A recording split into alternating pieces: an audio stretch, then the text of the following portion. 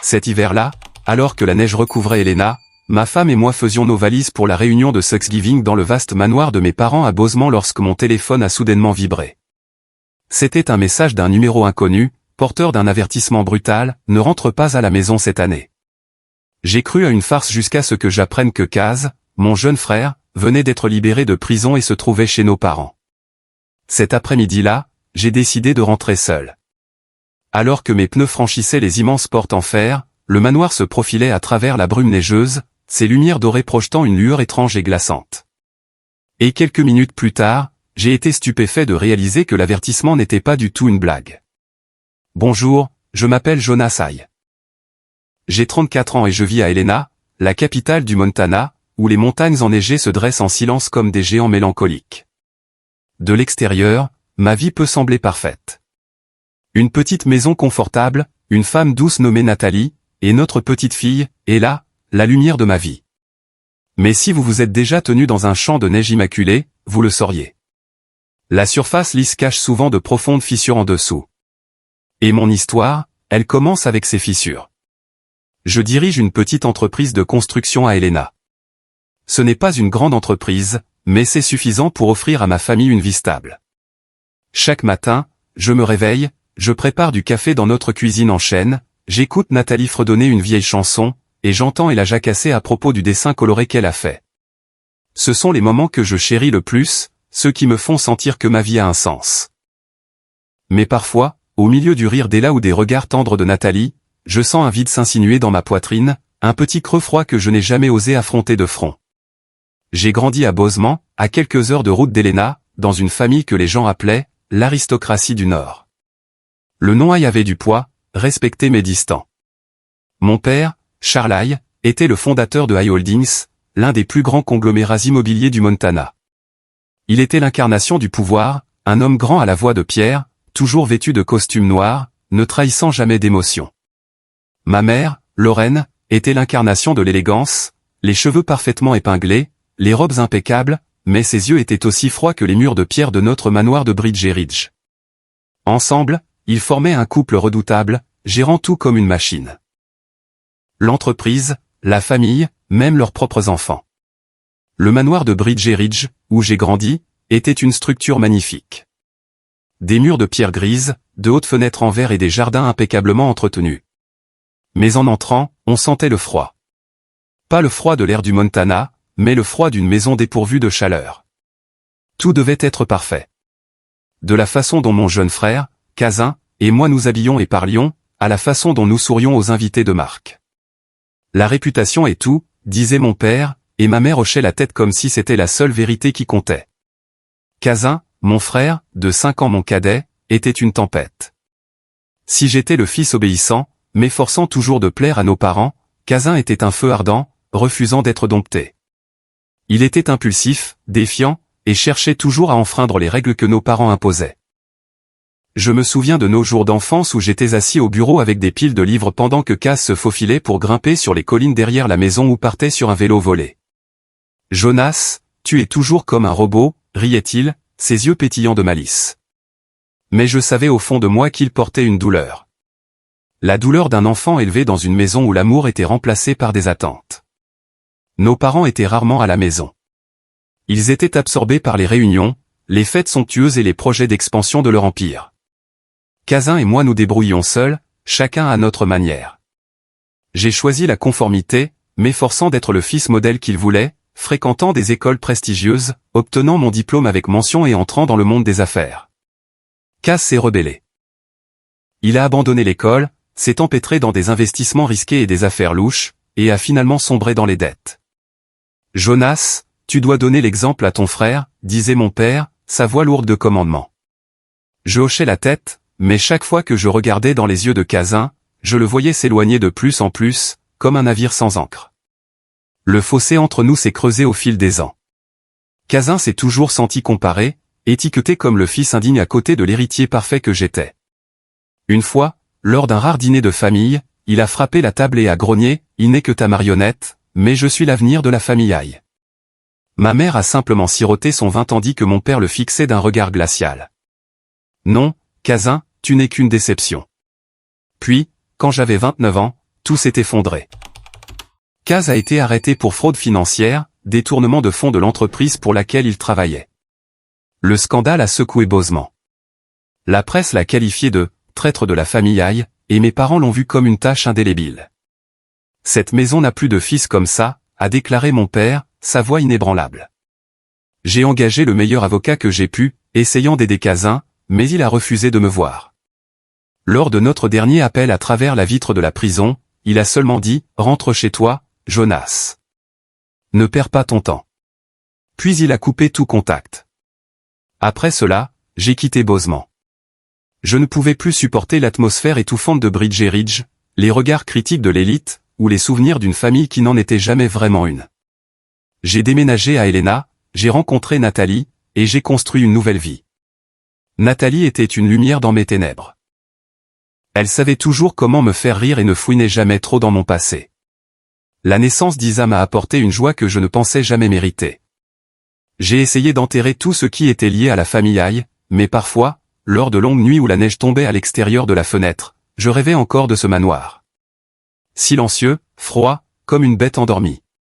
La seule personne dans cette maison qui m'ait jamais apporté de la chaleur était Agnès Porter, la gouvernante de notre famille. Elle s'est occupée de Kazin et de moi depuis notre enfance, essuyant mes larmes lorsque nos parents étaient absents, racontant des histoires à Kazin quand il avait peur du noir. Elle avait une façon de rendre les choses plus légères, que ce soit avec un câlin ou une assiette de biscuits chauds. Parfois, les gens ne sont pas cruels. Ils sont juste trop occupés pour aimer, a-t-elle dit un jour alors que j'avais 15 ans, assis dans la cuisine avec les yeux rouges après que mon père m'eut réprimandé pour ne pas être assez bon. Ces mots me hantent encore aujourd'hui. Maintenant, assis dans notre petite cuisine à Helena, regardant Nathalie préparer le petit déjeuner et Isa griffonner un dessin coloré, je me demande si j'ai vraiment échappé au passé. La neige tombe à nouveau dehors, recouvrant les routes qui mènent à Bosemans.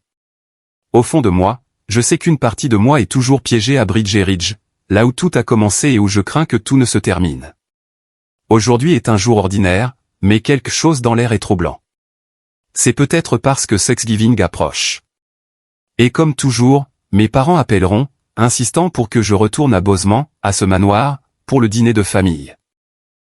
Nathalie est toujours excitée par ses voyages, croyant que la famille est la chose la plus importante.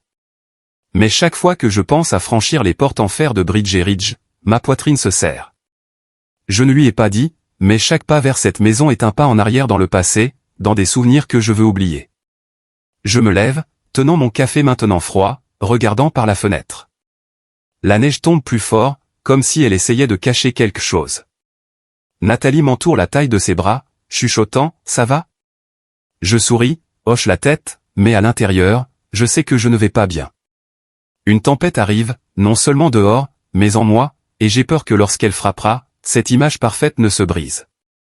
Le matin de Thanksgiving à Helena a commencé avec son agitation familière. La neige recouvrait les rues, les toits et notre petit jardin. Nathalie s'affairait dans la cuisine, attachant soigneusement des rubans rouges autour de boîtes cadeaux et arrangeant des plateaux de biscuits parfumés dans des paniers. Isa, notre petite fille, était assise par terre en train de dessiner des flocons de neige scintillants, fredonnant un chant de Noël. Elle a levé les yeux vers moi, rayonnant d'un sourire radieux. J'ai fini mon dessin. Papa, regarde. Je me suis penché, louant son œuvre, mais mon esprit avait dérivé ailleurs, vers un endroit dont je ne voulais pas me souvenir. Bridger Ridge. Le voyage à Bosemans aujourd'hui était inévitable. Mes parents, comme chaque année, avaient appelé des semaines plus tôt, la voix de mon père au téléphone aussi froide que la pierre. Jonas, toute la famille doit être là. C'est la tradition. Je n'ai pas discuté. Je ne l'ai jamais fait. Mais la pensée de franchir les portes en fer de ce manoir me serrait la poitrine comme si quelqu'un m'étouffait. Alors que nous nous préparions à charger la voiture, mon téléphone a vibré. Un message d'un numéro inconnu a clignoté sur l'écran. Ne rentre pas à la maison aujourd'hui. C'est dangereux. Juste quelques mots, d'une brièveté glaçante. Je me suis figé, mes doigts planant sur l'écran, essayant de comprendre. Qui l'a envoyé? Pourquoi? Une farce? Un mauvais numéro? J'ai secoué la tête, me disant que c'était une erreur stupide, et j'ai glissé le téléphone dans ma poche. Mais ces mots, comme un petit couteau, ont entaillé mon esprit, laissant une blessure qui ne voulait pas cesser de saigner. Nous sommes montés dans la voiture, Nathalie à côté de moi vérifiant la liste des cadeaux tandis qu'Isa à l'arrière serrait son dessin de flocons de neige et jacassait à propos des rennes. J'ai allumé la radio pour noyer mes pensées agitées. Mais le signal était intermittent, ne diffusant que des bribes d'un avertissement sur une légère tempête de neige approchant de Bridge Ridge. La neige tombait plus fort dehors, le ciel un lourd drap gris pressant vers le bas. Ce message d'avertissement persistait dans mon esprit malgré mes efforts pour le rejeter. Juste une farce, me suis-je dit, mais mes mains serraient le volant, froides malgré le chauffage de la voiture. J'ai sorti mon téléphone et j'ai essayé de rappeler le numéro. Pas de réponse, juste des bips sans fin. J'ai réessayé, puis encore, mais toujours rien. Le signal était inégal, probablement à cause de la neige ou parce que nous étions au cœur des routes de montagne sinueuses. Nathalie a remarqué mon malaise. Elle a posé doucement une main sur mon bras. « À quoi penses-tu ? Tu as l'air si tendu. » J'ai forcé un sourire, essayant de paraître normal. « Ça va. Ce n'est rien. » Mais au fond de moi, j'avais peur. Ce message portait un poids, une ombre que je ne pouvais pas secouer. À mi-chemin de Bosemont, j'ai réessayé d'appeler. Cette fois, quelqu'un a décroché. Une voix frêle et tremblante est passée. C'était Agnès, la gouvernante de notre famille, la nounou qui nous avait élevés dans la maison de mes parents. Sa voix, autrefois chaude et stable dans mes souvenirs d'enfance, semblait maintenant mince et brisée comme une cloche fêlée. « Jonas, ne viens pas à la maison aujourd'hui. Ton frère Kaz, il est sorti de prison. Il est ici. » Mon cœur s'est arrêté. Kaz, mon frère, sorti de prison, à Bridge Ridge. Les mots d'Agnès arrivaient par fragments, le signal coupant. La maison. C'est tendu. Charles essaie d'agir normalement. Lorraine évite tout le monde. Kaz, il est différent. Froid. J'ai un mauvais pressentiment. Jonas, ne viens pas. Le signal a coupé, l'appel se terminant dans un silence que je ne pouvais pas comprendre. J'ai fixé le téléphone, mon pouls battant dans mes oreilles. Kaz était sorti de prison, aujourd'hui, dans la maison où je me rendais. L'air dans la voiture est devenu épais, glacial, comme si la neige à l'extérieur s'était infiltrée dans mes os. Nathalie m'a regardé, les yeux écarquillés d'inquiétude. « À qui parles-tu ? Que se passe-t-il » Je n'ai pas répondu tout de suite. Ma bouche était sèche, mon esprit un tourbillon. Kazin, mon frère, qui m'avait tourné le dos, à nous tous, était de retour. Et Agnès, la femme stable et imperturbable, avait peur. Cela seul suffisait à me glacer le sang. J'ai garé la voiture sur le côté de la route, les pneus crissant sur la neige fraîche.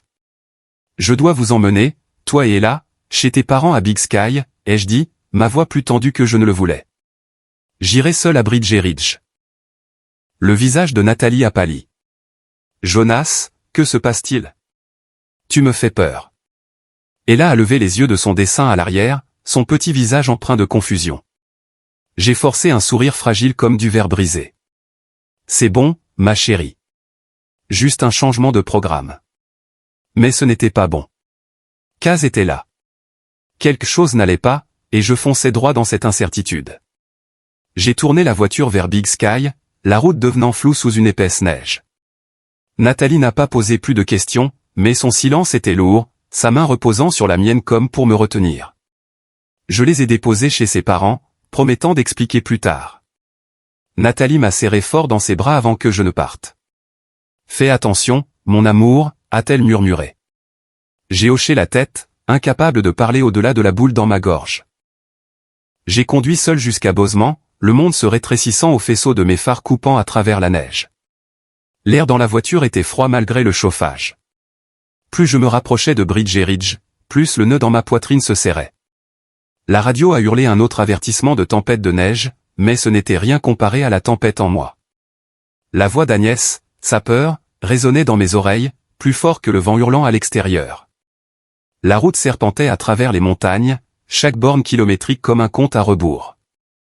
Bridge Ridge se profilait dans mon esprit, ses murs de pierre et ses hautes fenêtres aussi imposants que jamais. Je pouvais le voir, le sentir. Le poids de cette maison me ramenant en arrière. Pas seulement à un lieu, mais à un passé que j'avais essayé d'enterrer. Le visage de Kazin a traversé ma mémoire. Son sourire téméraire, ses yeux défiants, le garçon qu'il était avant que tout ne s'effondre. Qui était-il maintenant? En quoi la prison l'avait-elle transformé? Et pourquoi Agnès, la femme qui nous avait élevés tous les deux, avait-elle si peur? Finalement, les portes en fer de Bridger Ridge ont émergé à travers la brume neigeuse. Elles se dressaient, imposantes et froides, comme un portail vers un autre monde. J'ai arrêté la voiture, coupé le moteur, mais je ne me suis pas précipité pour sortir. Mes mains s'agrippaient fermement au volant comme si le lâcher me plongerait dans un abîme. À travers le pare-brise, j'ai vu le manoir, sa lumière dorée se déversant des fenêtres, vacillant comme le souffle d'une bête endormie. Le vent hurlait à travers les pins, transportant un froid glacial. Je me suis penché en arrière sur mon siège, j'ai fermé les yeux, essayant de me calmer, mais les souvenirs ont afflué, vifs et irrépressibles. Je me suis souvenu de nos jours d'enfance, lorsque Kazin et moi n'étions que des garçons insouciants, nous poursuivant sur les collines derrière la maison. Nous construisions des châteaux de neige, nous nous étendions sur l'herbe d'été, regardant les nuages dériver et rêvant d'aventure. Kaz était toujours le chef avec son sourire radieux et ses idées folles. Jonas, un jour, on s'en ira d'ici, avait-il dit, les yeux pétillants. Juste toi et moi, personne d'autre. J'avais ri, hoché la tête, mais au fond de moi, je savais que je n'oserais jamais. J'étais l'aîné, éduqué pour obéir, pour donner l'exemple, pour défendre le nom de la famille Aïe. Mais Kazin était différent. Plus il vieillissait, plus il s'éloignait du moule que nos parents avaient fixé. Tandis que je m'enterrais dans les études, m'efforçant de plaire à notre père, Kazin a commencé à fréquenter ce que notre père appelait des délinquants de bas étage. Il était téméraire, semant le trouble. Et chaque fois que notre père le grondait, il se contentait de sourire en coin, les yeux brillants de défi. Il ne me comprend pas, m'a-t-il dit une nuit tardive dans la cuisine faiblement éclairée. Papa veut juste que je sois une autre version de toi. Je voulais dire quelque chose, lui dire que je n'étais pas son ennemi, mais je suis resté silencieux. J'étais toujours silencieux. Les choses ont pris une tournure plus sombre lorsque Kazin a eu 19 ans. Il s'est endetté massivement auprès de personnages louches à Bozeman. Je me souviens encore de la nuit où ils se sont présentés à Bridger Ridge, des hommes en blouson de cuir, leur voix grognant, debout à la porte, exigeant le paiement. Notre père, avec sa résolution de pierre, les a confrontés. Les Aïe ne paient pas les dettes des imbéciles, a-t-il dit, la voix glaciale. Ils ont ricané, lançant un avertissement avant de partir. Vous le regretterez. Kaz n'était pas à la maison cette nuit-là. Il s'était enfui, me laissant, moi et nos parents, gérer les conséquences. J'ai vu notre père debout dans son bureau, les poings serrés, les yeux brûlants de rage. Ce garçon est une honte, a-t-il dit. Et pour la première fois, j'ai vu notre mère pleurer, bien qu'elle ait rapidement essuyé ses larmes comme si les émotions étaient interdites. Le point de rupture est survenu lorsque j'avais 29 ans et que Kazin venait d'avoir 24 ans. Il a été arrêté pour fraude financière, détournement de fonds de l'entreprise pour laquelle il travaillait. Le scandale a secoué Bozeman. La presse a fait les gros titres, le qualifiant de « fils indigne de la famille Aïe ». Nos parents, avec leur froideur caractéristique, l'ont renié, comme si Kazin n'avait jamais fait partie de notre famille. J'ai fait tout ce que j'ai pu, engageant le meilleur avocat pour tenter de réduire sa peine. Mais Kazin a rejeté mon aide. La dernière fois que nous nous sommes rencontrés, à travers l'épaisse vitre de la prison, il m'a regardé avec des yeux ternes et vides et a chuchoté « Rentre chez toi, Jonas. » Ne t'embête pas, puis il s'est détourné, s'éloignant dans le couloir froid, sa silhouette se rétrécissant au loin. À ce moment-là, j'ai eu l'impression qu'il emportait avec lui le dernier morceau de nos souvenirs communs, me laissant debout dans le noir, incertain de ce que j'avais perdu. J'ai ouvert les yeux brusquement, le souffle court, me ramenant à la réalité. Dehors, la neige continuait de tomber, recouvrant tout d'un linceul blanc et silencieux. Le manoir devant moi ressemblait à une peinture, mais à une peinture de cauchemar. J'ai pris une profonde inspiration, me préparant à ouvrir la portière de la voiture quand soudain, un VUS noir a surgi du terrain du manoir, franchissant la porte. Il a dépassé ma voiture en crissant, disparaissant dans la brume neigeuse. Mon cœur battait la chamade, le sang me montant à la tête. Ce véhicule, il n'appartenait à personne de la famille. Pas à mon père, pas à ma mère, et certainement pas à Agnès. Je suis resté figé, les mains tremblant sur le volant. Une vague appréhension m'a envahi, aussi froide que le vent dehors. Qui venait de quitter la maison? Kazan ou quelqu'un d'autre? Et pourquoi conduisait-il si vite, comme s'il fuyait quelque chose? J'ai fixé la porte ouverte, un sentiment de malaise s'installant. Quelque chose n'allait pas. Je pouvais le sentir, mes instincts comme un animal sauvage sentant le danger approcher. Je voulais faire demi-tour, quitter cet endroit, mais je savais que je ne pouvais pas. Agnès m'avait prévenu, et maintenant je me tenais au seuil de mon passé. Le vent hurlait à travers les pins, transportant l'odeur acre et froide de la neige, et autre chose, métallique, piquante et assez familière pour me serrer le cœur. J'ai appuyé sur l'accélérateur et la voiture a glissé à travers les larges portes en fer ouvertes de Bridge et Ridge, les phares balayant le terrain, illuminant des rangées de pins immobiles comme des ombres fantomatiques. L'air était d'un silence sinistre. J'ai regardé autour de moi, appelant à voix haute « John. Carter. » Les deux gardes de sécurité de la famille. Personne n'a répondu. Seul le vent hurlant, comme une mélodie obsédante, résonnait à travers la neige blanche. Je me suis garé devant les marches menant à l'entrée principale et j'ai coupé le moteur. Le silence a tout enveloppé, brisé seulement par les battements de mon cœur dans ma poitrine. Je suis sorti de la voiture, les jambes lourdes comme du plomb. Chaque pas semblait être une bataille contre moi-même, contre la peur qui rongeait mon esprit. Plus je me rapprochais, plus je sentais cette odeur piquante. Ce n'était plus seulement un sentiment. C'était réel, imprégnant l'air, s'infiltrant dans chaque respiration. J'ai monté les marches et c'est là que je les ai vus. Les deux gardes, John et Carter, gisaient affalés près de l'entrée, leur sang tachant les carreaux de pierre glacée.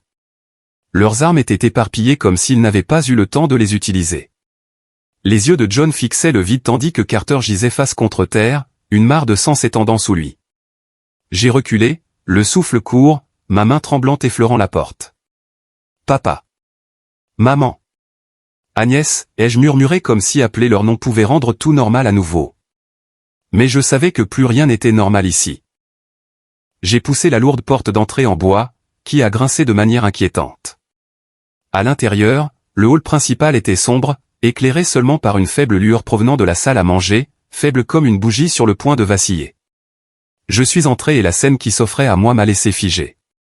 La longue table à manger où ma famille s'asseyait autrefois pour des dîners formels et froids était maintenant un désordre chaotique. Des verres à vin brisés jonchaient le sol, le vin rouge se mêlant au sang en d'horribles traînées. La nappe blanche immaculée était tachée de cramoisis, tirée de travers comme si quelqu'un avait lutté désespérément. Les chaises étaient renversées, l'une cassée en deux comme si elle témoignait d'un massacre. Je me suis avancé, les jambes tremblantes, et c'est là que je l'ai vu. Mon père, Charlaille, l'homme qui avait été un symbole de pouvoir, gisait affalé près de la tête de la table, le sang s'échappant de sa poitrine, imbibant son costume noir. Ses yeux étaient grands ouverts mais sans vie, un vide creux où la lumière était autrefois. À proximité, ma mère, Lorraine, était affalée sur une chaise, sa main reposant toujours sur une serviette imbibée de sang. Son visage, toujours calme et contrôlé, était maintenant déformé par l'agonie de ces derniers instants. Je voulais crier, courir vers eux, mais mon corps semblait figé, mon cœur battant comme s'il allait éclater de ma poitrine. Je me suis retourné, mes yeux balayant la pièce à la recherche de tout signe de vie. Près de la porte de la cuisine, deux femmes de chambre gisaient immobiles. L'une, Marie, serrait toujours son téléphone, ses doigts raides sur l'écran comme si elle avait essayé d'appeler à l'aide, mais n'avait pas eu le temps. L'autre, Clara, gisait face contre terre, ses cheveux étalés sur son visage, le sang s'accumulant sur le parquet. J'ai titubé en arrière, le souffle coupé, l'esprit confus. L'odeur de sang, l'odeur âcre de quelque chose de brûlé, et le froid de la maison m'ont saisi comme s'ils essayaient de m'avaler tout entier. C'est alors que je l'ai entendu. Un faible son, comme un léger gémissement, provenant de l'escalier. Une petite lumière du couloir vacillait, luttant pour conserver sa lueur au milieu de l'obscurité. Je me suis dirigé vers elle, chaque pas lourd comme si je marchais dans un cauchemar. Au bas de l'escalier, je l'ai vue. Agnès, la gouvernante qui m'avait élevé, la seule personne qui ait jamais apporté de la chaleur à cette maison, gisait là, haletant, le sang imbibant sa manche. Elle respirait à peine, ses yeux écarquillés de panique, mais remplis de détermination, comme si elle essayait de dire quelque chose. Je me suis agenouillé à côté d'elle, lui saisissant la main, qui était froide comme de la glace. « Agnès, ça va ? Que s'est-il passé ? Ma voix tremblait, se brisant presque. Elle a essayé de bouger les lèvres, mais seuls des sons faibles et décousus en sont sortis. Ses yeux, malgré la douleur, témoignaient d'une urgence désespérée, comme si elle me mettait en garde. J'ai baissé les yeux et mon cœur s'est arrêté. Sur le sol, des empreintes de pas sanglantes s'étendaient d'où elle gisait, menant vers la porte arrière. Une vague d'engourdissement s'est répandue dans mon corps. J'ai reculé, mes mains tachées du sang d'Agnès, mon esprit tournant au milieu des odeurs de sang et de carbonisé. Le VUS noir, les empreintes de pas, le sang. C'étaient des pièces d'un puzzle horrible, mais je ne pouvais pas leur donner de sens. Cazin, aurait-il pu faire ça? Ou était-ce quelqu'un d'autre? Une ombre d'un passé que mon père avait provoqué. Je me suis levé, les jambes tremblantes, les yeux fixés sur la porte arrière où les empreintes de pas disparaissaient dans l'obscurité. Le manoir, autrefois symbole de pouvoir et de prestige, n'était plus qu'un tombeau froid et ensanglanté. Je voulais courir, m'échapper de cet endroit, mais je savais que je ne pouvais pas laisser Agnès. Je ne pouvais pas abandonner la vérité, aussi terrifiante soit-elle. J'ai attrapé mon téléphone, mes mains tremblaient tellement que je l'ai presque fait tomber, mes doigts glissant de sang. J'ai composé le 911, la voix étranglée, chaque mot semblant être arraché de ma gorge. Il y a un meurtre, ai-je chuchoté, luttant pour garder ma voix claire pour l'opérateur de Bridge Ridge. S'il vous plaît, venez vite. Je ne me souviens pas de ce que j'ai dit d'autre, seulement que lorsque j'ai raccroché, je me suis agenouillé à côté d'Agnès, essayant d'arrêter le saignement de son épaule. Le sang imbibait sa manche, chaud et collant, s'infiltrant à travers mes doigts. Tenez bon, Agnès, ai-je chuchoté, la voix tremblante. Les secours arrivent. Mais ses yeux, bien que frénétiques, semblaient dériver quelque part au loin, au-delà de moi, au-delà de cette maison. Je ne sais pas combien de temps je suis resté agenouillé là, seulement que le hurlement des sirènes de la police et des ambulances a soudainement percé la neige silencieuse, les gyrophares rouges et bleus se reflétant sur la neige blanche, tachant le terrain de couleurs chaotiques, comme si le cauchemar lui-même éclatait en flammes. La police a envahi les lieux, leurs pas urgents, leurs voix vives et rapides. Un officier m'a éloigné d'Agnès, me tirant presque sur mes pieds. Vous devez sortir, a-t-il dit, son ton ferme mais non sans empathie. On m'a drapé une couverture sur les épaules, mais le froid en moi n'était pas quelque chose qu'une couverture pouvait chasser. Je suis resté dans la cour, les yeux vides, fixant le manoir d'où la lumière dorée se déversait encore des fenêtres, comme si rien ne s'était passé. Les ambulanciers se sont précipités avec des brancards. Je les ai entendus crier, s'interpeller, mais tout cela semblait provenir d'un autre monde. Agnès a été placée sur un brancard, son visage d'une pâleur mortelle, sa respiration superficielle. État critique, a dit un ambulancier, la voix urgente. Nous devons l'emmener à l'hôpital maintenant. Je voulais courir après elle, lui tenir la main à nouveau, mais mes pieds semblaient cloués au sol. La police a bouclé la scène, du ruban jaune s'étendant à travers la porte et les marches où le sang des deux gardes stagnait encore, commençant maintenant à geler sous une fine couche de neige. Un officier d'âge mûr au visage sévère m'a demandé de tout raconter. Je me suis assis sur un banc dans la cour, la couverture glissant de mes épaules, et j'ai commencé à parler, ma voix décousue, comme quelqu'un décrivant un rêve. Je lui ai parlé de l'étrange texto, de ces mots brefs mais glaçants, ne rentre pas à la maison aujourd'hui. Dangereux.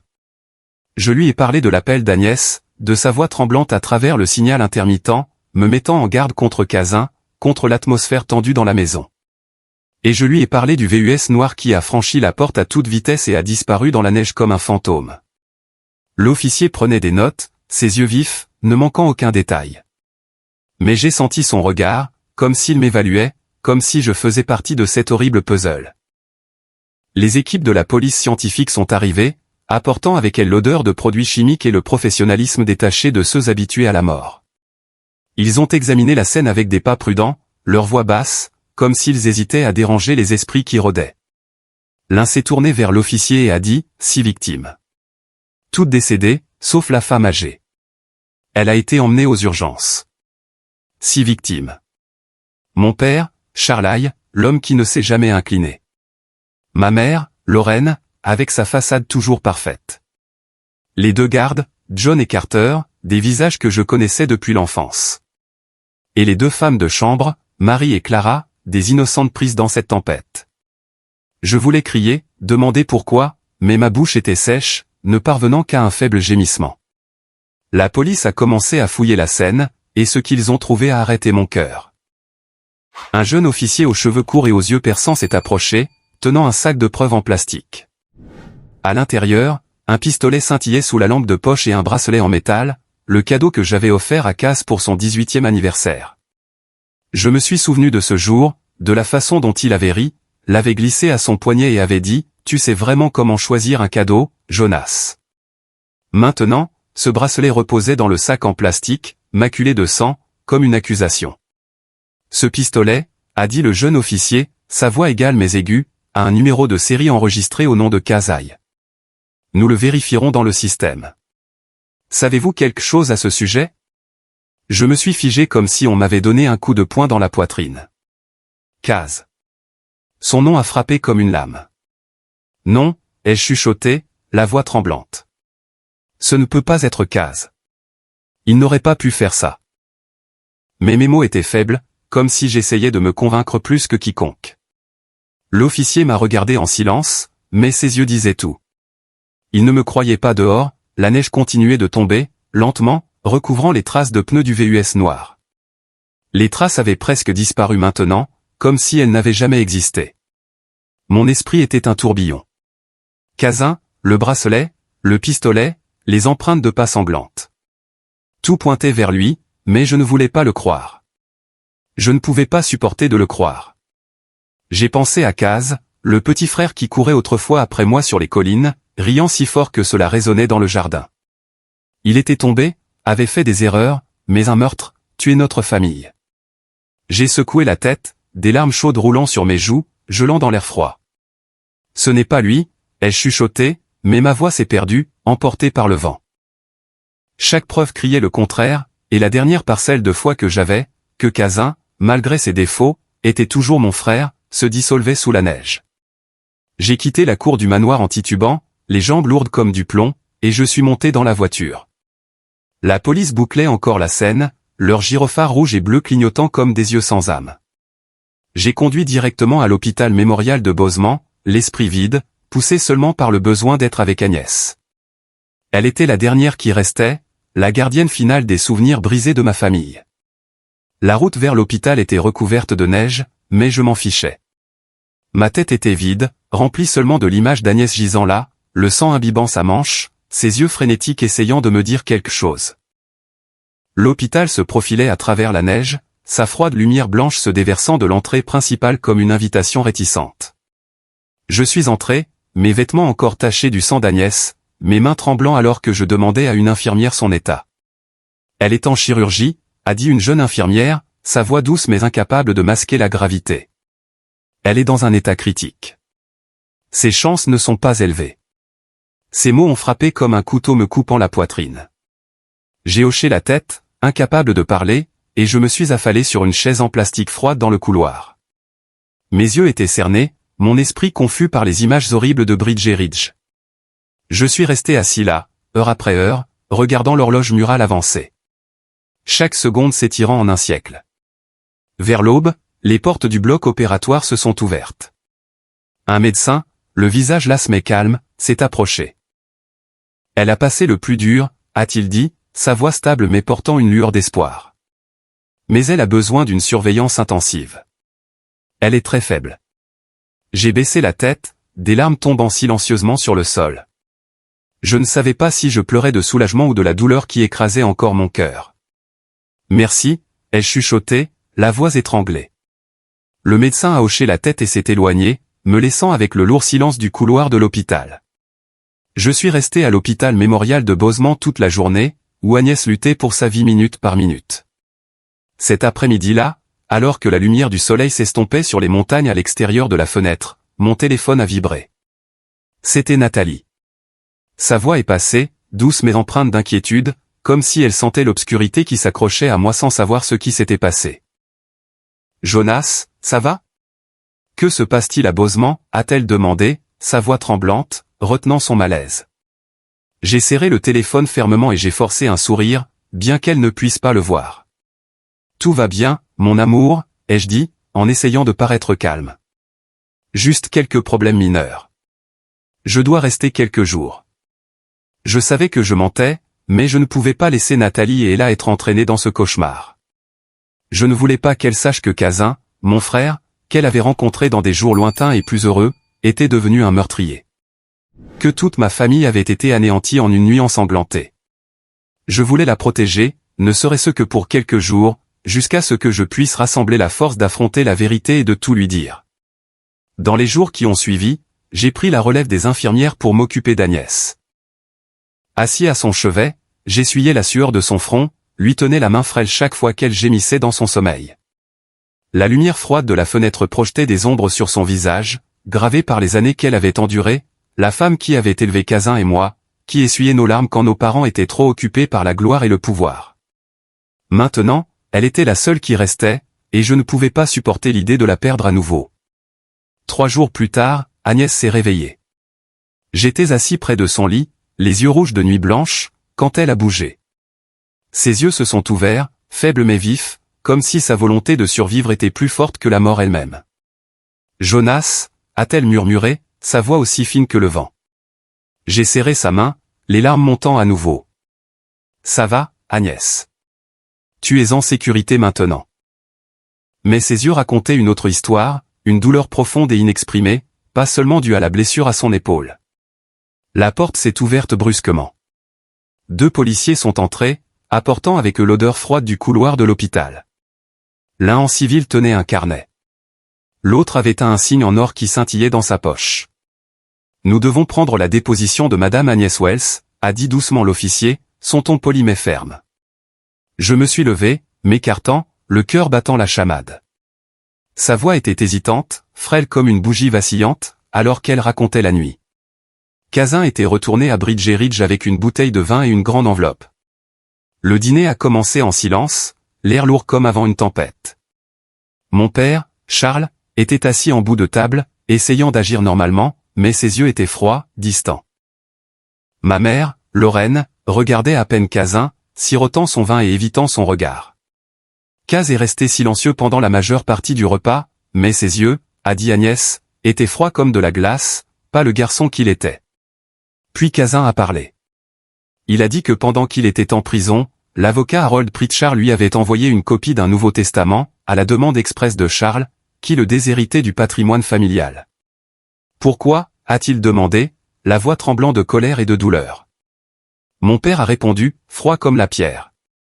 Parce que tu as choisi ton propre chemin, l'air dans la pièce est devenu étouffant, comme si tout l'oxygène avait été aspiré.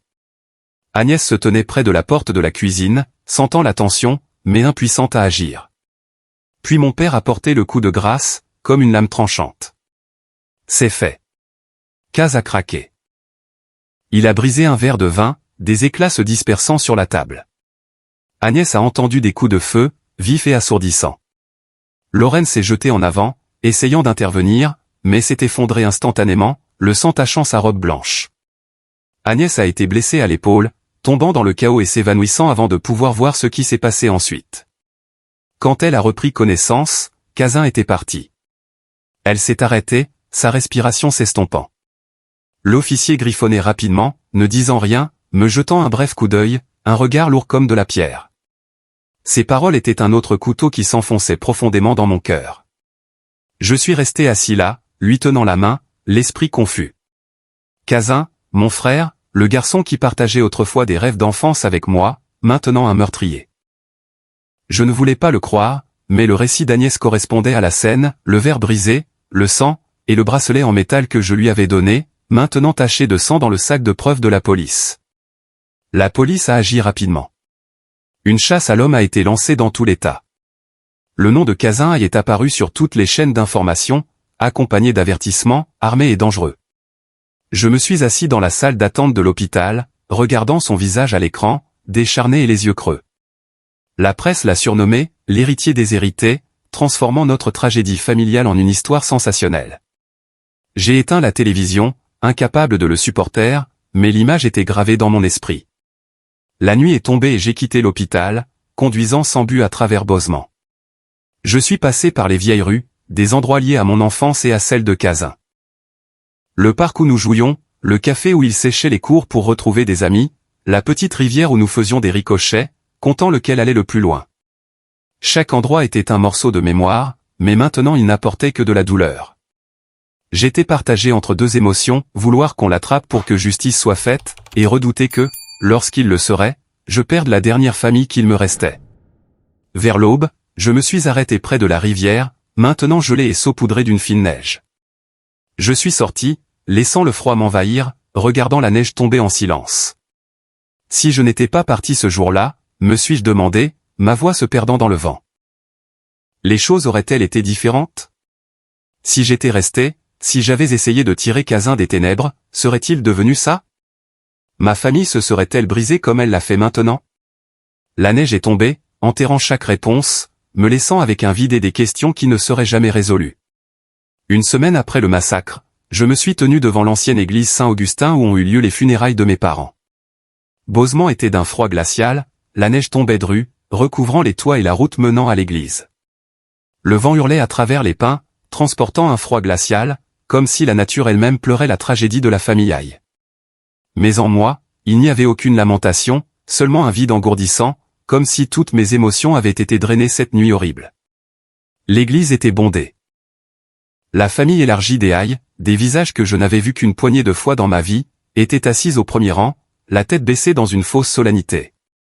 Les partenaires commerciaux, les actionnaires de Haye Holdings et les connaissances de mes parents étaient là, non pas pour pleurer, mais pour maintenir les apparences, pour prouver qu'ils appartenaient toujours au monde glamour que ma famille représentait autrefois. Les médias rôdaient à l'extérieur, leurs caméras comme des vautours, prêts à capturer tout moment qui pourrait se vendre. Nathalie et Ella étaient arrivées à Bosemont ce matin-là, malgré mes tentatives de les convaincre de rester à Big Sky. Nathalie a insisté sur le fait qu'elle voulait être à mes côtés, que la famille devait affronter cette douleur ensemble. Ella, ma fille de 7 ans, s'accrochait fermement à la main de sa mère, ses grands yeux scrutant l'atmosphère lourde avec confusion. « Papa, où sont passés grand-mère et grand-père » a-t-elle demandé, sa petite voix si innocente qu'elle m'a transpercé le cœur. Je n'ai pas pu répondre, j'ai seulement caressé sa tête et je me suis détourné, craignant que mes yeux ne trahissent une vérité qu'elle n'était pas prête à comprendre. Je me suis tenu seul devant 2 cercueils drapés de fleurs blanches, placés au centre de l'église. Mon père, Charles Haye, l'homme qui avait été un symbole de pouvoir, gisait là, immobile, son visage figé dans une sévérité finale. Ma mère, Lorraine, dont l'élégance ne s'était jamais fanée, n'était plus qu'une ombre silencieuse. Je les ai regardés, cherchant une trace de chaleur, un souvenir de l'époque où nous étions une famille. Mais tout ce que j'ai trouvé, c'est de la froideur. Personne dans l'église ne pleurait. Pas un sanglot, pas une larme. Les funérailles étaient grandioses, empreintes de rituels, mais froides et distantes. Nathalie s'est approchée de moi, posant une main sur mon épaule, douce mais ferme. « Ça va » a-t-elle murmuré, sa voix pleine d'inquiétude. J'ai hoché légèrement la tête, mais je ne l'ai pas regardée. Je ne pouvais pas. Si je croisais le regard de Nathalie, je craignais de m'effondrer, de laisser tout ce que je retenais se déverser. Je suis juste resté là, les yeux fixés sur les cercueils, ayant l'impression de me tenir devant un abîme. Les flashs des appareils photos de la presse crépitaient sans relâche, aveuglant et envahissant. Ils me photographiaient. Le dernier héritier survivant de Haye Holdings, comme il m'appelait. Chaque clic de l'obturateur était comme un couteau, entaillant l'intimité que j'essayais de protéger. Nathalie a rapidement éloigné Isa, la protégeant des regards indiscrets et des objectifs avides. « Ne regarde pas, ma chérie » a-t-elle murmuré, tenant Isa près d'elle. Je voulais la remercier, lui dire à quel point j'étais reconnaissant qu'elle protège notre fille, mais ma gorge était serrée, incapable de former des mots. Après la cérémonie, j'ai emmené Nathalie et Isa à l'hôtel. La neige continuait de tomber, recouvrant la route, estompant leurs silhouettes alors qu'elles entraient dans le bâtiment. « Je ramènerai Isa à Elena demain matin » a dit Nathalie, sa voix résolue, mais ses yeux remplis d'inquiétude. « Tu as besoin de temps, Jonas, mais ne te perds pas » j'ai hoché la tête, la serrant dans mes bras, ainsi qu'Isa, une dernière fois avant de me détourner. Alors que leurs silhouettes s'estompaient dans la brume neigeuse, un vide écrasant m'a enveloppé, comme si j'avais laissé une partie de moi-même derrière. Je suis retourné voir Harold Pritchard, l'avocat de la famille, qui m'avait contacté plus tôt dans son petit mais élégant bureau du centre-ville de Bosemont. Il était assis derrière son bureau, ses cheveux argentés et ses yeux vifs, ceux d'un homme habitué aux moments qui changent les destins.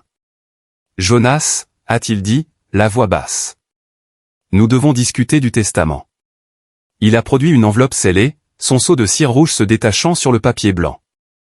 Je me suis assis, les poings serrés, ayant l'impression de me préparer à affronter un verdict. Il a ouvert l'enveloppe et a lu à voix haute. Le dernier testament de mes parents. L'intégralité de la succession, le manoir de Bridgeridge, les actions de High Holdings, les comptes bancaires, tout m'a été transféré, à moi, Jonas High, à la condition que je maintienne l'entreprise pendant au moins 5 ans. Le nom de Kaz a été complètement omis, comme s'il n'avait jamais existé. Je suis resté figé, le papier dans la main de Pritchard tremblant alors que je le prenais, comme s'il pesait plus que les 2 cercueils dans l'église. Ce testament a été signé juste une semaine avant Thanksgiving, a dit Pritchard, sa voix égale. Quand Kaz était encore en prison. Ces mots ont frappé comme un coup. Une semaine avant Thanksgiving, alors que Kaz était encore derrière les barreaux, mes parents avaient choisi de l'effacer, coupant leur dernier lien avec lui. J'ai pensé au récit d'Agnès sur Kaz voyant la copie du testament, à sa rage cette nuit horrible. Ce testament, le rejet final de nos parents, aurait-il pu le pousser à la limite? J'ai regardé par la fenêtre où la neige tombait plus épaisse, recouvrant le monde. Tout cela ressemblait à une cruelle ironie. Mes parents m'ont tout laissé. Richesse, pouvoir, réputation, mais pas de paix. 3 semaines après le massacre, je vivais comme une ombre. Chaque jour, je retournais à l'hôpital, m'asseyant aux côtés d'Agnès, lui tenant la main, espérant que sa guérison comblerait le vide qui déchirait mon cœur. Mais rien ne pouvait effacer l'image du manoir de Bridgeridge, où le sang et les souvenirs se fondaient en un cauchemar sans fin. J'évitais les journaux, évitais les nouvelles, mais l'histoire de la famille High se répandait partout comme une marée noire qu'on ne pouvait contenir. Puis, un après-midi glacial, alors que j'étais assis dans la salle d'attente de l'hôpital, mon téléphone a vibré. Un policier a appelé, sa voix sèche mais urgente. Nous avons trouvé le VUS noir dans une forêt près de la frontière de l'Idaho. Mon cœur battait la chamade, comme s'il avait été arraché de ma poitrine. Le VUS noir, celui qui m'avait dépassé à toute vitesse cette nuit horrible, avait été abandonné, une trace du crime. Ils ont trouvé des empreintes digitales à l'intérieur, des échantillons de sang correspondant à la scène et quelque chose qui m'a laissé figé. Une vieille photo de Kazin et moi enfant, debout sur la colline de Bridgeridge, souriant vivement sous le soleil d'été. Cette photo, autrefois un souvenir de jours insouciants, reposait maintenant dans un sac de preuves, maculé de poussière et de sang. Ce soir-là, Kazin a été arrêté. Ils l'ont trouvé dans une station-service à 40 miles de la forêt, épuisé, les vêtements en lambeaux, sans armes sur lui. La nouvelle s'est répandue comme une traînée de poudre, dominant toutes les chaînes de télévision. Je me suis assis dans ma chambre d'hôtel, regardant l'image de Kazin à l'écran, menotté, escorté à travers une foule de journalistes. Ses yeux n'étaient pas remplis de la haine que j'attendais. Ils étaient vides, creux, comme ceux d'un homme qui avait tout perdu. Je me suis étouffé, incapable de respirer, comme si j'étais celui qui était menotté et traîné dans l'obscurité. Le procès a eu lieu 2 mois plus tard, attirant l'attention des médias de tout le Montana. La salle d'audience était bondée, l'air épais de curiosité et de jugement. Je me suis assis au dernier rang, essayant de me fondre dans la masse pour échapper aux regards indiscrets de la presse. Agnès, partiellement rétablie, a été amenée comme témoin. Elle est entrée, ses pas frêles, mais ses yeux résolus. Son témoignage, mot pour mot, correspondait à la scène. Le verre de vin brisé, les coups de feu, et l'image de Kazin aux yeux froids, sortant une arme dans un accès de rage. Chaque mot d'Agnès était comme un couteau coupant l'espoir fragile que Kazin était innocent. Kaz était assis sur le banc des accusés, décharné et hagard, ses cheveux en désordre, ses yeux enfoncés. Il ne m'a pas regardé, n'a regardé personne. Tout au long du procès, il est resté silencieux comme une statue de pierre, ne parlant qu'une seule fois lorsqu'on l'a interrogé. J'ai tout perdu il y a longtemps. Sa voix était calme, mais portait une douleur que je ne pouvais pas atteindre. La salle d'audience est tombée dans le silence. Le seul son, le grattement de la plume du juge signant le verdict. Prison à vie, sans libération conditionnelle, pour meurtre au 1er degré. Ce coup de plume a retenti, aussi vif que les coups de feu de cette nuit de Thanksgiving. Je suis resté assis là, ne sachant pas si ma douleur était pour mes parents ou pour Kazin lui-même. Mes parents, avec toute leur sévérité et leur froideur, étaient morts dans le sang. Mais Kazin, mon frère, la lumière de mes jours d'enfance les plus sombres, était maintenant un prisonnier, abandonné par le monde. Je voulais crier, demander pourquoi, mais je suis juste resté assis là, impuissant, le regardant être emmené, ses menottes scintillant sous les lumières de la salle d'audience. Une semaine plus tard, je suis allé à la prison d'État de Deer Lodge pour voir Kazin une dernière fois. Je ne savais pas à quoi m'attendre. Une explication, des excuses, ou juste un regard de sa part pour savoir qu'il était toujours mon frère. La prison était froide, l'odeur de métal et de béton s'infiltrant dans chaque respiration. Je me suis assis derrière l'épaisse cloison de verre, attendant, mon cœur battant la chamade. Quand Kazin est entré, je l'ai à peine reconnu. Il était émacié, ses cheveux en désordre, mais il y avait un calme étrange dans ses yeux, comme s'il avait accepté son sort. La porte vitrée s'est fermée, et nous nous sommes fait face, séparés par une douleur mais à des mondes de distance. J'ai essayé de trouver des mots, mais ma gorge s'est nouée. Kaz, ai-je commencé, ma voix vacillant. Pourquoi? Il m'a regardé, un léger sourire flottant sur ses lèvres, pas un sourire de défi, mais d'épuisement. Tu ne comprendrais pas, Jonas, a-t-il dit lentement, sa voix basse comme un murmure. Tout ce qu'ils t'ont laissé.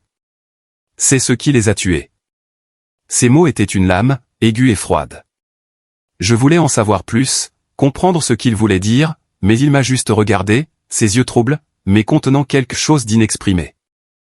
Avant d'être escorté, il s'est retourné, me jetant un dernier regard. Ce n'était pas le regard d'un meurtrier, mais celui d'un homme qui avait tout perdu. Famille, liberté, et lui-même. Je me suis levé, agrippant la table, voulant l'appeler par son nom, mais il était parti, sa silhouette s'estompant derrière la porte de fer. J'ai quitté la prison, la neige tombant à nouveau, douce mais implacable. J'ai jeté un coup d'œil dans le rétroviseur, la prison s'estompant dans la brume blanche, mais les mots de Kazin résonnaient dans mon esprit comme une malédiction que je ne pouvais pas secouer. J'ai conduit sans but, ne sachant pas où j'allais, sachant seulement que je portais une blessure qui ne guérirait jamais. Kazin, mon frère, n'était plus qu'une ombre dans mon passé, et moi, bien que libre, j'étais emprisonné par ma propre douleur. Je suis retourné à Helena, entrant dans la petite maison que Nathalie, Esa et moi appelions autrefois notre foyer. Mais maintenant, elle était silencieuse, comme un petit tombeau au cœur de la ville. Nathalie et Esa étaient parties, allées chez ses parents pour échapper aux médias implacables, aux caméras perçantes et aux questions indiscrètes qui nous harcelaient. Je ne lui en voulais pas. Je voulais qu'elle soit en sécurité, qu'elle vive dans la lumière, à l'abri des ténèbres de la famillaille. Mais leur absence rendait la maison froide. Chaque coin résonnait du rire d'Ella, du doux chant de Nathalie et des moments fugaces de paix que je pensais autrefois durer éternellement. Je vivais reclus, les portes fermées à double tour, mon téléphone en mode silencieux. La presse appelait sans cesse, proposant des interviews, voulant que je raconte l'histoire du dernier héritier de High Holdings. Mais je les ai tous refusés. Je ne voulais pas faire partie du spectacle qu'ils étaient en train de monter. Je ne voulais pas que la douleur de ma famille soit transformée en gros titres sensationnels. J'ai limité mes contacts avec le monde extérieur, ne quittant la maison que pour rendre visite à Agnès à l'hôpital, la seule personne qui était devenue ma seule ancre. Elle se remettait, mais chaque fois que je regardais dans ses yeux, j'y voyais une profonde tristesse, comme si elle aussi portait des blessures qui ne guériraient jamais. Le testament de mes parents a pris effet. L'intégralité de la succession, le manoir de Bridge Ridge, les actions de High Holdings, les comptes bancaires, a été transféré à mon nom. L'immense richesse, le pouvoir et la réputation que mes parents avaient passé leur vie à construire reposaient maintenant entre mes mains. Mais cela ressemblait à un fardeau, une cage invisible. Je ne voulais pas le garder. J'ai vendu la plupart des actions de l'entreprise, n'en conservant qu'une petite partie pour remplir la condition du testament de maintenir les opérations. Les produits de la vente, je les ai donnés à un fonds pour les enfants orphelins du Montana. Je ne savais pas pourquoi je l'avais fait, seulement que cela ressemblait à une façon d'expier. Pas pour mes parents, pas pour Kazin, mais pour moi-même, celui qui était resté silencieux alors que tout commençait à s'effondrer. 4 mois après le massacre, la police m'a rendu le manoir de Bridge Ridge. Je me suis tenu devant les portes en fer, fixant les murs de pierre grise et les hautes fenêtres, ayant l'impression d'être face à une bête endormie.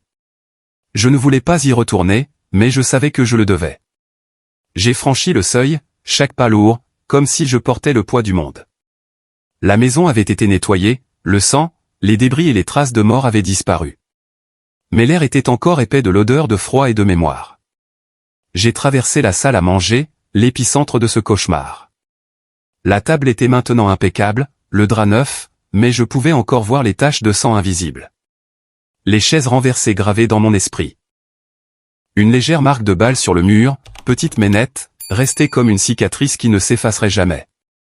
Je suis entré dans le bureau de mon père, où il s'asseyait autrefois avec son regard froid et sa voix autoritaire. Rien n'avait changé. Le bureau en chêne, les bibliothèques imposantes, la faible odeur de tabac.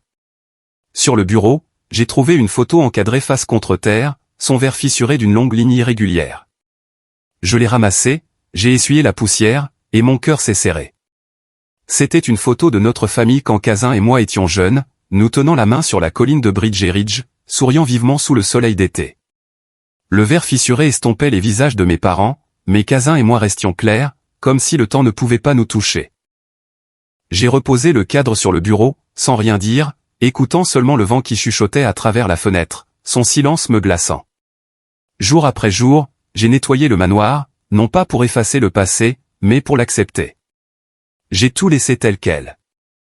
Les peintures sur les murs, les meubles, même le cadre photo fissuré.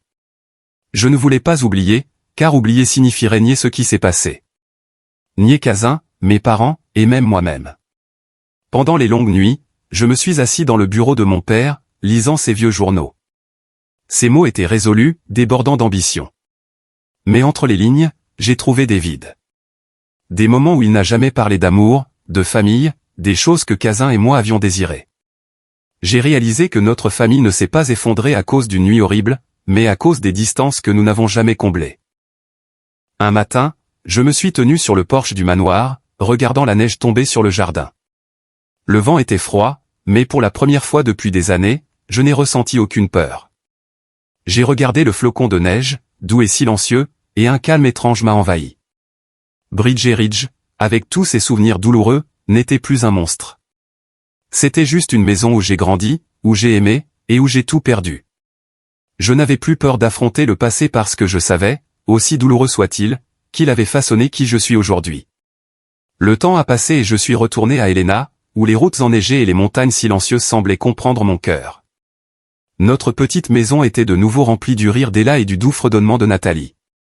Elles étaient revenues, apportant avec elles la lumière que je pensais avoir perdue. Chaque matin, je me réveillais, je préparais du café dans notre cuisine en chêne, j'écoutais Ella parler de ses nouveaux dessins, et je sentais la chaleur de la main de Nathalie toucher doucement mon épaule. « Ça va, Jonas ?» demandait-elle, ses yeux tendres mais perspicaces, comme si elle pouvait voir les cicatrices invisibles dans mon âme. Je ne leur en voulais pas pour les mois de séparation, je savais qu'elles avaient besoin de temps pour guérir, pour retrouver les jours paisibles que la tragédie de la famille leur avait volés. Mais maintenant, alors qu'Ella courait dans la cour en chassant les flocons de neige, ou quand Nathalie s'asseyait avec moi tard dans la nuit, me tenant tranquillement la main, je trouvais de la joie dans ces petits moments.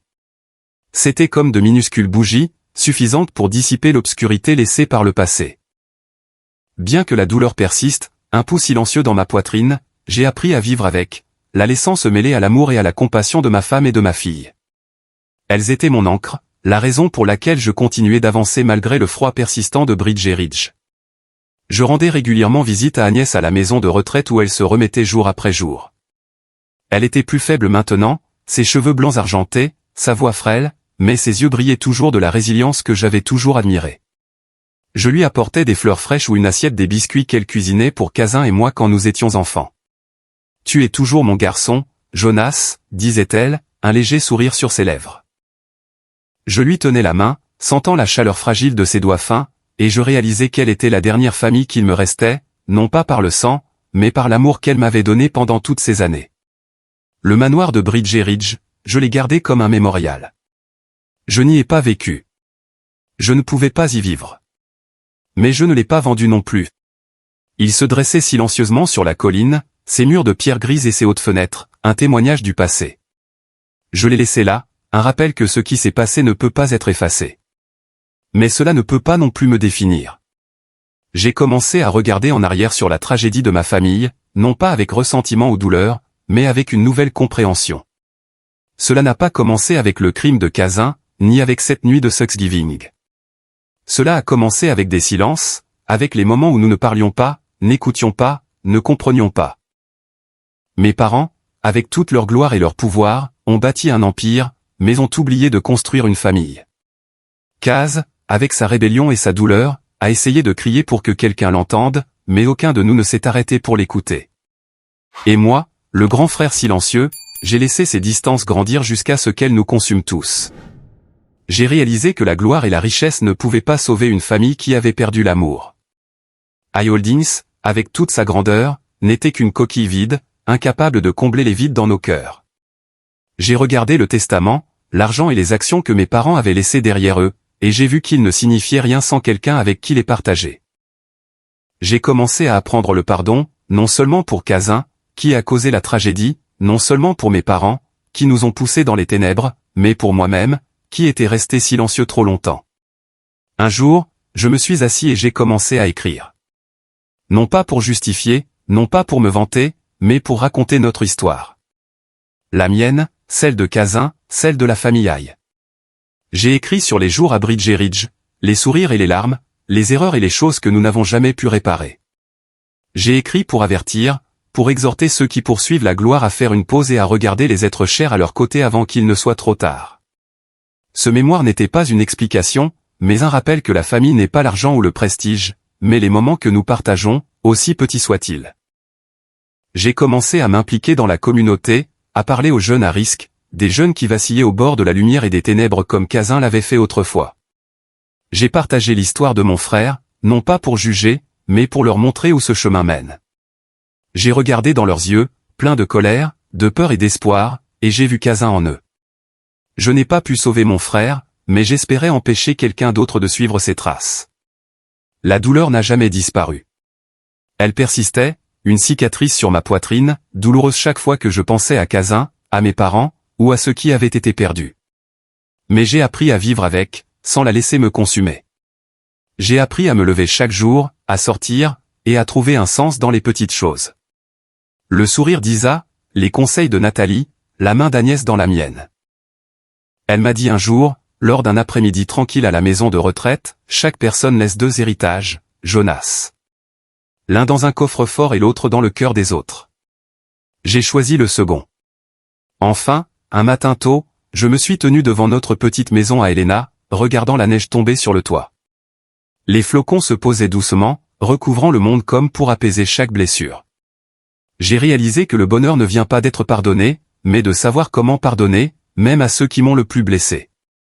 J'ai pardonné à Kazin, non pas parce qu'il le méritait, mais parce que j'avais besoin de lâcher prise.